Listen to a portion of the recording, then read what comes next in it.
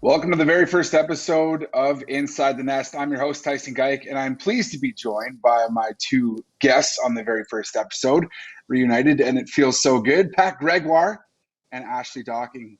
Guys, thanks so much for joining us tonight. What's up, man? There they Feels good to are. be. There we go. Looking great, guys. Looking great. So yesterday, a year ago yesterday, it was actually the very first game to be played at the Scotiabank Center. The Halifax Thunderbirds coming up with the 12-4 win over the New York Riptide. A huge game for the organization. Created a lot of buzz in the city. Pat, that was actually the one game of the season that you were not there.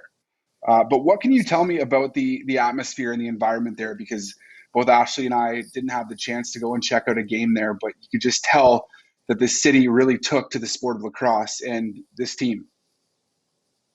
As if all the videos that were posted yesterday and all the memories weren't enough salt in the wound, Tice, you go ahead and just rub it in again. Yes, it was the only game I missed. It looked like it was an unbelievable night. And it's something that I'm going to regret for the rest of my life, but I was lucky enough to see every other game as well. And just the way the season went, the momentum pretty much from when Halifax showed up in the city, I should say the Thunderbirds showed up to the city of Halifax with their canoe trip led by general manager and owner Kurt Stiers. The momentum just kind of snowballed and kept building to the very last game. And that was the biggest crowd they had. But I've been to a lot of arenas for a lot of different sports leagues, but especially with the NLL. And this atmosphere is right up there with the best of them. It's a unique atmosphere. It's a party-like atmosphere. They truly do embrace the Thunderbirds, but they also embrace the East Coast lifestyle of Nova Scotia and the East Coast. It's so much fun to be a part of this organization in the first season, and just being on this show Inside the Nest. Yes, it's a lot of fun, but it's not really like being inside the nest. I can't wait till the inaugural season 2.0 happens, because there's a lot of unfinished business. And truly, just to say, it is such a fun atmosphere to be up in that booth. I really like the drop of the slogan there, Pat. And to focus on the positives, you were there for one of the greatest games of the season, pegged by some as the best game of last season, when Halifax took on the Saskatchewan Rush and were down in overtime. But that game was incredible. And from watching it home, it was just ear piercing in that building. Now, Ashley, you've had the chance and you've been lucky enough to go see games at many different arenas across the National Lacrosse League. Where does this building kind of sit on your list of places that you might want to go? The top of the list? I think it's kind of That's yeah. an obvious question, Tyson. I was here for the Anderson Cooper, Piers Morgan hard-hitting questions. But obviously, I think that the hype surrounding it is almost inexplicable, just because everything happened so quickly in the way that the community embraced the team and vice versa. I think when that happens, it's something special, and I am really looking forward to it for sure. Now, there's lots of reasons to be excited as a fan of the Halifax Thunderbirds. And one of those reasons is that this team added Tyson Bell on draft day this past season. He won a 2019 NLL championship with the Calgary Roughnecks.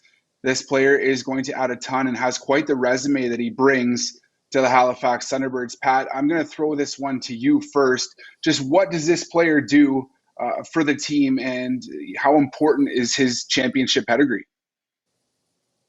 To be quite honest, it's huge. It's not only just the fact that this is a guy that's won championships at many different levels, but from just the standpoint that he is a seasoned veteran at only the age of 26, and he's going into his sixth year. There's no shortage of wily vets in this on this roster, but they get a little bit younger with a guy like Tyson Bell, but they still have a guy that's been around for a long time. I think he is going to be a new fan favorite. You see him there, he's got the luscious long locks coming out of the hair. He's an electric player. He can move the ball up the floor. He's so hard to play against. He's a guy that you absolutely hate to go up against, but once he's on your team, you absolutely love him. 62 caused turnovers in 72 games over his career, over 400 loose balls. And as you see there, he can get in the mix as well offensively, 48 points over those 72 career games. So yes, he's a guy that clearly he brings championship pedigree. He's a hard-nosed player. But the thing that really jumped out of the page for me is that you managed to get a young guy at 26 who has a long way ahead of him, but you're not getting a rookie. You're not getting a guy who's trying to get his feet wet. He's ready to go. He's in his prime, and he still has many great years to come as well. Yeah, the St. Catharines native, 6'2", 193 pounds. He is quite the athlete. Cody Jamieson saying when I talked to him after the Thunderbirds added Tyson Bell that fans are going to fall in love with this guy. You know, on the floor, off the floor, just how he is interacting with everyone, with the media, with the fans. He's a very likable player, and they're going to love what he has to offer on the floor. He did play with the PLL Chaos too, so fans of the Premier Lacrosse League are quite familiar with this guy, and I'm really excited to see what he does bring to the team. Now, we're going to move on, and Ashley, you're a little bit more familiar with this player, Steph LeBlanc, who spent last season with the New England Black Wolves. He's actually living in Halifax right now with his wife and 2 kids, but a big free agent signing for the team. And this is a player that head coach Micah Kersey and Kurt Steyer's general manager have said that makes this lefty side one of the best in the National Lacrosse League right now. What can you tell me about Steph, Ashley? Well, Tyson, you might remember this. When we were still working for the league, we were in Rochester filming some content, and I believe it was the Black Wolves that were in town. I think it was. And we were talking to Steph after the game, and he was actually giving me a hard time because I was headed on a vacation. And he told me, he's like, so you're leaving mid-season? You're just going to go and like go to the beach, but we're in the middle of a season. And I was just like, yeah, that's what a vacation is. Like, you take time off work. And he really had a problem with it. So what the Halifax fans are going to get is someone who comes to work every day to play, and he's there and he means business. Say what you want about him. Say what you want about his age. You know, he's someone who's one season removed from 93 points. So he's not someone that you can count out, even though he's over 30, which I think unfairly we kind of tap these guys out at. But I think he's someone that's at a stage in his career where he went from Toronto to New England, and now he's looking to find a home in Halifax. And I think it's easy for players who are more senior, and that's just what it is, to be bounced around for a lot of teams. And I think that that's something that he probably wants to avoid. You said he's living there with his family now, and I think it's definitely something that he can avoid. He can find his place within this roster. He can find a place within this team to be able to contribute night in and night out. And he's a leader, so who doesn't need more leadership? Halifax Thunderbirds fans are really going to love this player. He's not necessarily the flashiest player on the floor, Pat. I think you could probably agree with that. 178 games played in the National Lacrosse League. He is just 1 point away from 800 points in the league. So the first point that this player gets going to be a milestone. Pat, just going on that point about, you know, not being the most flashy player on the floor, but he can certainly see the floor. His vision is one of the best in the league. Absolutely. This is a guy that has just consistently produced over the entire duration of his career. And you nailed it. He's not the flashiest player on the floor. And he wasn't brought in to be the flashiest player on the floor.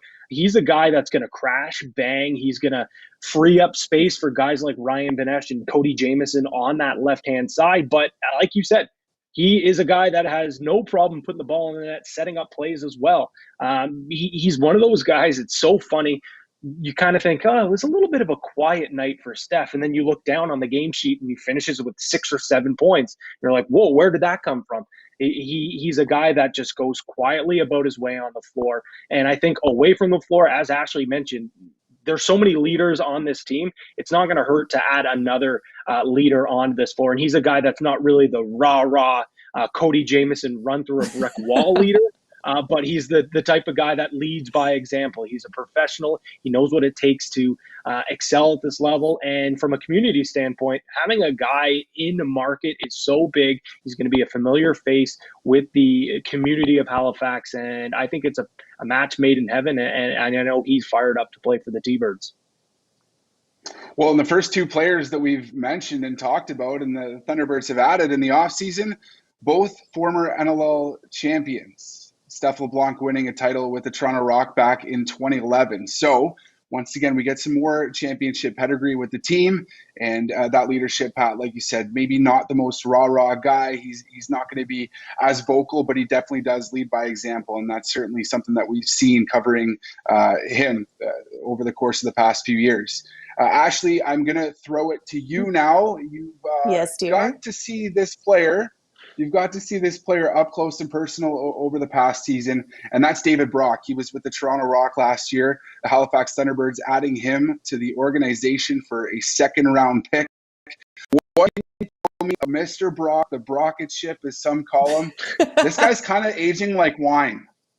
Am I right? The rocket ship, yeah, for sure. Like a nice cab sauv. Yeah. What yeah, year? he's a cab What year? sauv. I don't know. Vintage. 86. Yeah. But he's someone too that I think is underrated. I think it's probably pretty easy to look at a guy like David Brock and be like, okay, cool, like he's on the team. I don't really know what to expect. But I think he's one of those guys who makes plays and you don't even realize that it's happening. But he's someone who was second in the league and caused turnovers just 2 years ago, I believe it was, behind Kyle Rubish, tied with Zach Currier. So he can make plays. He's not going to be the flashiest guy. And, I think that the leadership team in Halifax that we talked about has big shoes to fill, because talking to David last season, he said that the Toronto Rock actually had the best leadership group that he had ever played with in his career, and he's playing 10 plus years now. But what I took from that also is that he has no problem kind of taking a back seat and speaking up when it's necessary, but he's not necessarily going to be the guy that takes over. As we see right now, he can offer a little bit of an offensive punch here and there, but he's really smart, he's really experienced, and I think he works well with just about anyone that you put him with. So I'm sure he's excited to play there, even though his time in Toronto was cut short. I believe he signed a 2-year contract, obviously just played 1 year before he was moved. But he also joins his former teammate in Steph LeBlanc. They played for the Black Wolves in 2018 for the better part of it, and 2019 together as well. So this is like, if you ask Pat, I think it's like a lunch pail type of assessment when it comes to David Brock. He's going to pack his lunchbox and he's going to come to work, no questions asked. Yeah, Pat, we can let you take that one.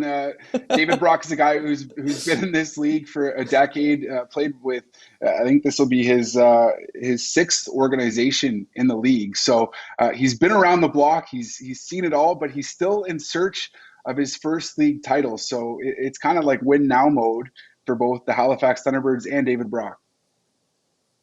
Absolutely, and you love to add those guys. Of course, you want to add championship pedigree of the guys like Tyson Bell and Steph LeBlanc, but you also kind of want to add those guys that are getting there in age, that are hungry to win a championship, and that is David Brock. But you guys both said it. This guy continues to get better and better each season. A little bit of a regression last year in terms of stats, but still the same David Brock that we've seen over the last couple of years.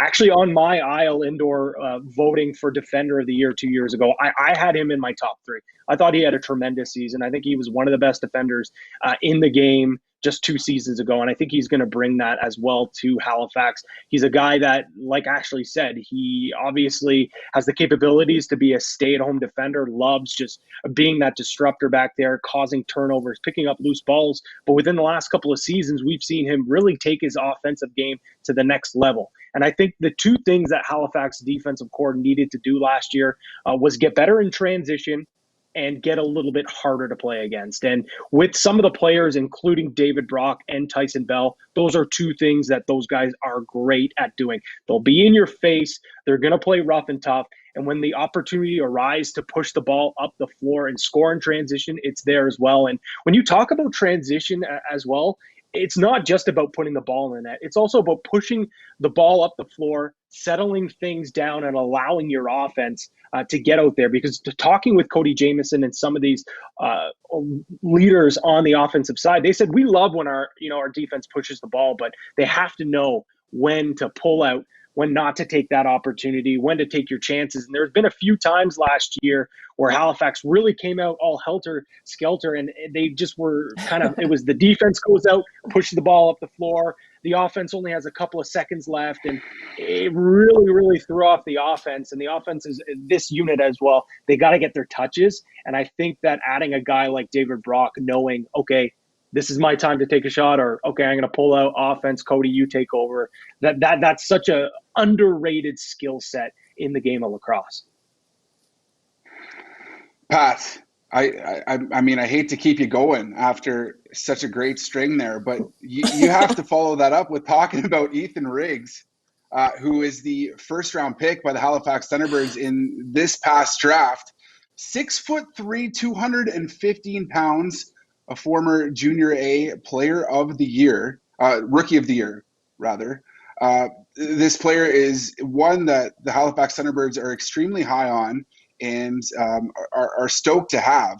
And he's played at kind of every level up the ranks, Junior C, Junior B, now Junior A, and they're comparing him to a player like Graham Hossack, who is quite the dominant defender in the NLL. What can you tell me about Ethan Riggs? He's the big rig. The guy's a unit. He's huge. As you mentioned already, 6'3", 225 pounds. He's a guy that you just absolutely hate to go up against. And as you mentioned, Tyson, he's also played at the Arena Lacrosse League level as well for a couple of years. So yes, he's young, but he's already had a little bit of taste going up against grown men. And I think the comparison to Graham Hossack, yes, that's big shoes to fill. But Billy D. Smith wouldn't be throwing that around. And that's what he said to me on draft night, talking about what he expects from him. And he's not saying he knows he's going to be Graham Hossack, but he said a couple of times that he watched him with the Burlington Chiefs in Junior A, he would pick guys up and throw them to the ground. And that's exactly what you see with Graham Hossack. He said he's Graham Hossack without the offensive upside. Well, Graham Hossack didn't have that offensive upside until a couple of years ago. So I think with Ethan Riggs, this is a guy that his ceiling is so high and he has so much potential. Don't expect this guy to come in right away and blow people away. I think this is a bit of a project, but because of his stature and the fact that he's already played, at that Arena Lacrosse League level against grown men, his learning curve is not going to be Ungo Thompson, who we saw last year jump into the league as a 19-year-old, only playing Junior B. But he did do a great job at doing that. But I do think this is a bit of a project, and I do think that we might see some growing pains with him. But this is a risk that Halifax was willing to take, and I think it's going to pay off big. Well, I think that this is an organization that can certainly afford to do that, given the fact that they are so deep in terms of defense. I mean, offense, they can take their time with the prospects there. One of the things that really jumped out to me about Ethan Riggs is that over the years that he's been playing at any level of lacrosse, he keeps his penalty minutes pretty low. And for a guy of his size, stature, playing on defense as kind of a shutdown defender, you don't always see that. But I have been impressed with that. You guys better not build him up too much, though.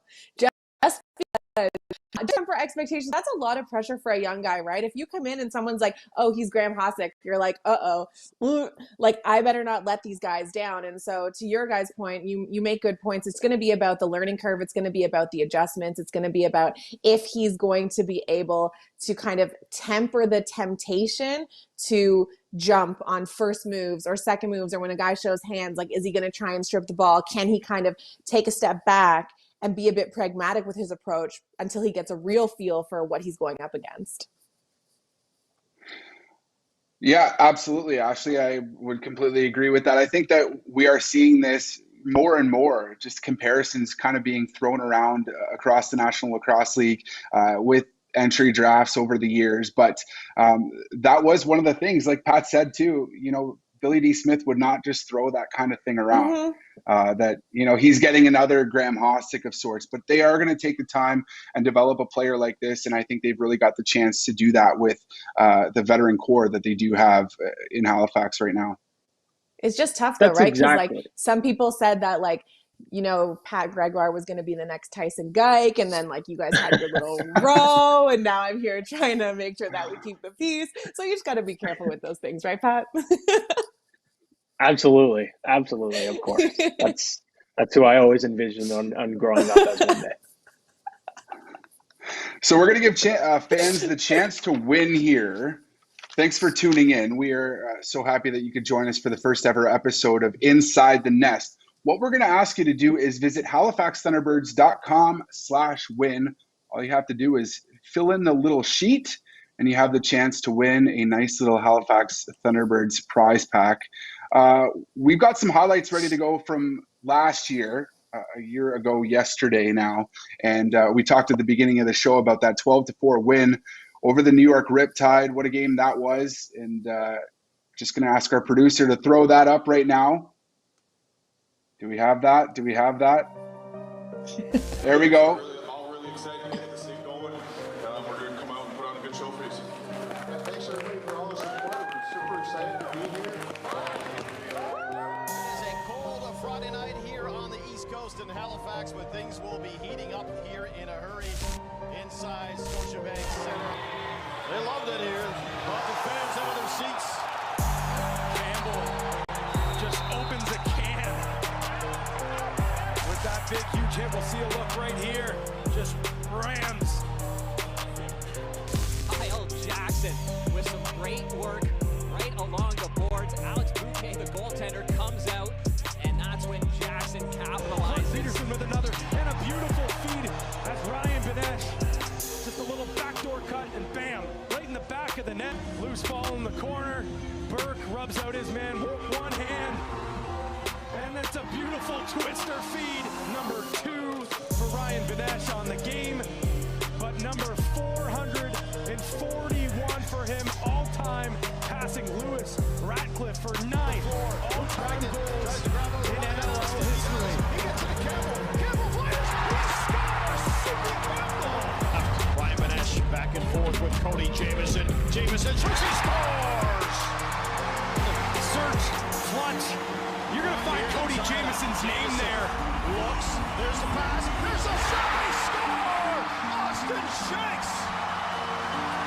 Fold the neighbors, wake the kids. We could be heading to overtime in Halifax.